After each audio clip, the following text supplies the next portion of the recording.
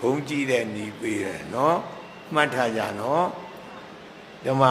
အခုပေးပါဗျာလာလိုက်ခဲ့ကြောင်းမလိုက်ခဲ့သူကြောင်းမခေါ်သွားစိတ်ပရိတကုံပေးတယ်ရောဟောဒီစိတ်ပရိမဲအပိုင်ပေးပြီ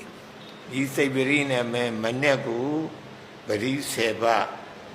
နေ့လယ်12နာရီတို့တော့10ပါးညအေးရဝင်မအေးခင်ဒီ10ပါး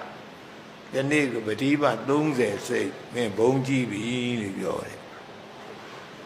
ဓမ္မဗျာတပည့်တော့ဒီနေ့ပဲစိတ်ပါမယ်ဗျာစပါမယ်ဗျာလေအေးကောင်းပြီဆိုပြီးတော့ဘယ်လိုစိတ်ရမလို့ဗျာစိတ်တော့အရဟံနဲ့တပတ်စိတ်သမ္မာသမ္ဗုဒ္ဓောနဲ့တပတ်စိတ်ဝိဇ္ဇာသရဏသမ္ပန္နောနဲ့တပတ်စိတ်သူပတောနဲ့တပတ်စိတ်လောကဝိရုနဲ့တပတ်စိတ်၅ပါးရှိသွားပြီအနုတ္တရောတပတ်စိတ်6ပါးအနုတ္တရောကိုတပတ်စိတ်ရတယ်ပုရိသဓမ္မတာရတိတပတ်စိတ်သတ္ထာဒေဝမနုဿာနာတပတ်စိတ်ဘုဒ္ဓောတပတ်စိတ်ဘဂဝါတပတ်စိတ်တနေ့မင်းပရိပတ်10ပါးမနေ့10ပါးနေ့လယ်10ပါးည10ပါးဒီနေ့ပရိပတ်30စိတ်မင်းဘုံကြည့်ပြီဒီမှာဒီနေ့ပဲစိတ်ပါမယ်ဗျာစပါမယ်ဒါပေမဲ့လို့ဘုရားကုံတော်ကိုးဝမှုတာဗျာဆ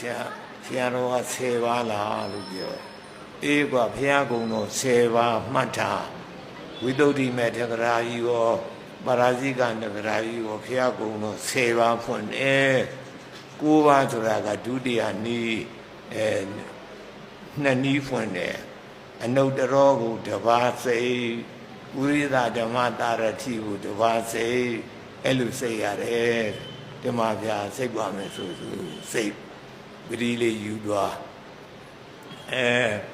ပရိစိတ်ပြီးလို့ရှိရင်မေတ္တာပို့လိုက်တတ္တဝါတွေအားလုံးကြမ်းပါပါစေချမ်းသာပါစေကြမ်းပါကြပါစေချမ်းသာကြပါစေအဲ့လိုကိုဘုရားကုံတော်ပရိစိတ်မေတ္တာပွားနှစ်ခုပေးလိုက်တယ်နှစ်ခုသူကြိုးစားပြီးတော့စိတ်မေတ္တာပို့အဲ့ဒါ3လလောက်ရှိတော့ဆရာတော်ကြီးဥရံကုန်ကငါကုတ်တော်ကြီးဘယ်လိုများနေတော့ဟဲ့ဆိုပြီးတော့လူဆုံးကပြန်လာမယ်လမ်းဒီပြစီလေးလဲပြီးစောင့်ပြန်လာတော့ဟေးကိုတော်ကြီးလာတာမင်းတပိတ်လက်ပြတာဟာမင်းတပိတ်တဝက်ကျော်နေပါလားအရင်တော့ဆိုရင်2လုံးစာ3လုံးစာသေးရတယ်အခုကျတော့တဝက်တပိတ်တဝက်ဆွန်းရတယ်အပြည့်ဆွန်းရတယ်ရဓမ္မဗျာဆရာတော်ပြောတဲ့အတိုင်းတပည့်တော်ဘုရားကုံတော်ပရိတနေ့ပရိပတ်30စိတ်မေတ္တာပို့ရပြီဗျာဆွနေ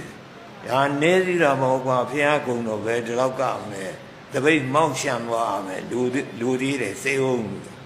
ဓမ္မဗျာတပည့်တော်တစ်သက်လုံးစိတ်မှာပါဗျာဒီ